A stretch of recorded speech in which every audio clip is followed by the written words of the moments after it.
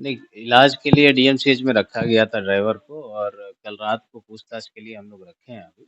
अभी पूछताछ चल रही है उनसे। तो इस कांड का उद्भेदन और गिरफ्तारी वो हम लोग की प्रायोरिटी है। उसको हम लोग हमारी एसआईटी भी लगी हुई है। पहले केसेस होते थे थानों में, उससे अच्छी प्रोग्रेस है इन केसेस में। कुछ केसेस में हम लोग उद्भेदन के समीप पहुंचे हुए हैं। कई कांडों में लोगों के जो पैसे थे कट गए थे, उसको ब्लॉक करा के रोक दिया गया।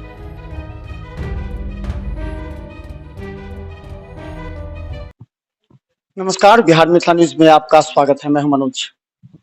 दरभंगा की आपराधिक गतिविधि पर रोक लगाने के लिए दरभंगा पुलिस ने साइबर थाना का भी उद्घाटन विधिवत करके कार्य प्रारंभ कर दिया।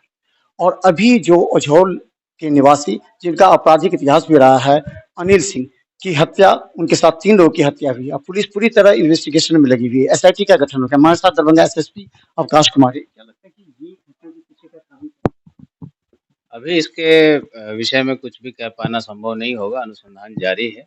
जैसे ही इसमें उद्भेदन होगा, आप लोगों को इसके बारे में विस्तृत जानकारी हम लोग दे देंगे।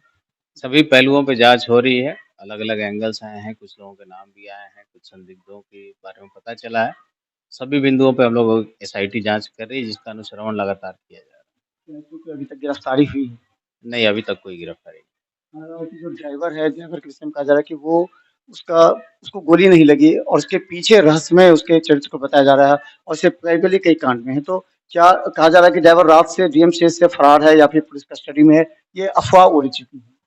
नहीं, इलाज के लिए डीएमसीएच में रखा गया था ड्राइवर को और कल रात को पूछताछ के लिए हम लोग रखे हैं अभी। अभी पूछताछ चल रही है उनसे और जो बयान आए हैं उसका हम लोग सत्यापन भी और भी सोर्सेस से करवा रहे हैं, टेक्निकल अनुसंधान से भी कर रहे हैं।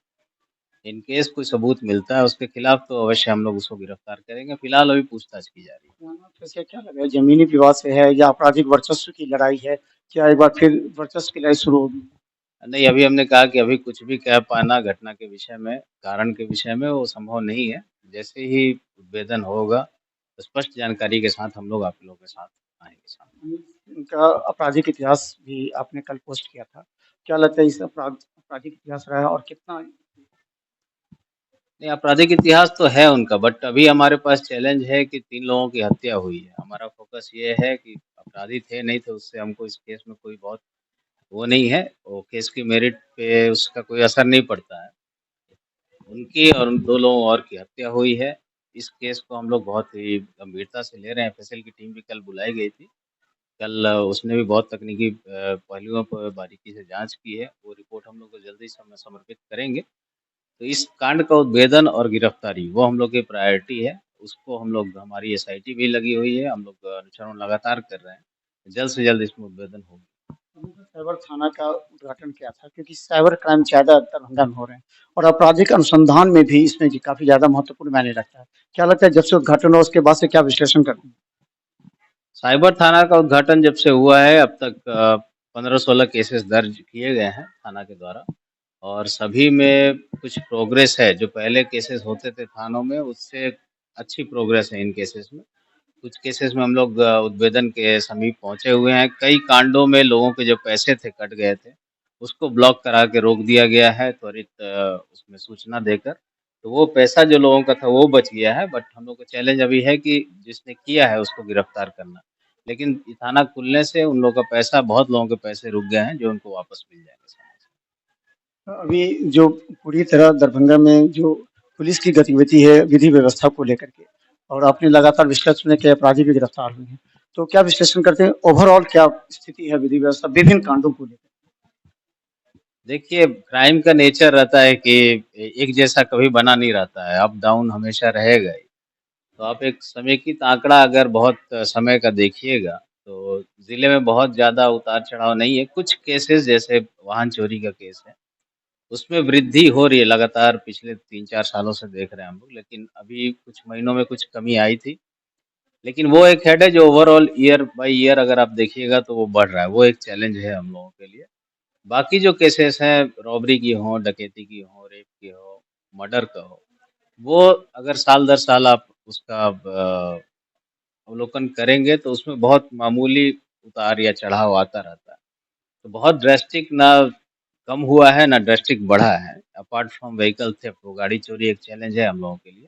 बाकी सारे केसेस लगभग वैसे ही हैं। विधि व्यवस्था की जहाँ तक समस्या की बात है, तो ऐसा कोई major law and order problem अभी संज्ञान में नहीं है हम लोगों के, आप लोग भी देख ही रहे हैं।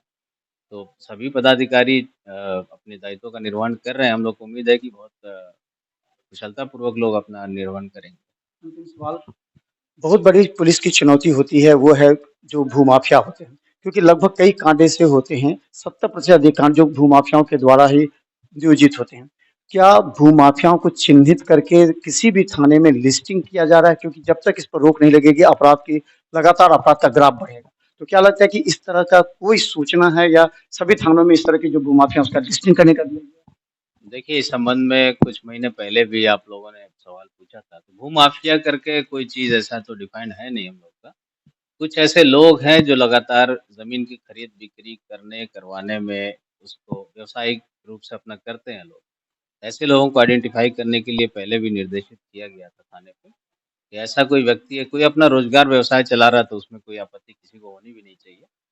लेकिन अगर कोई दबंगता दिखा रहा है, ज़बरदस्ती ज़मीन पे कब्ज़ा कर रहा है, उस टाइप का किसी किसी का बिज़नेस है, तो उन लोगों पे हम लोग की नज़र रहती है। अभी कुछ दिनों पहले मब्बी में आप लोग देखे होंगे 8-9 लोगों की गिरफ्तारी हुई थी जो किसी ज़मीन पर कब्ज़ा करने की नियत से आए थे। तो इस तरह का मामला आता है तो उन लोगों पे नज़र रखने के लिए सभी को बोला गया है और हम लोग रख भी रहे हैं। लेकिन कुछ घटनाएँ हो सकती हैं, हज़ार कोशिशों के बावजूद भी घटनाएँ होती हैं।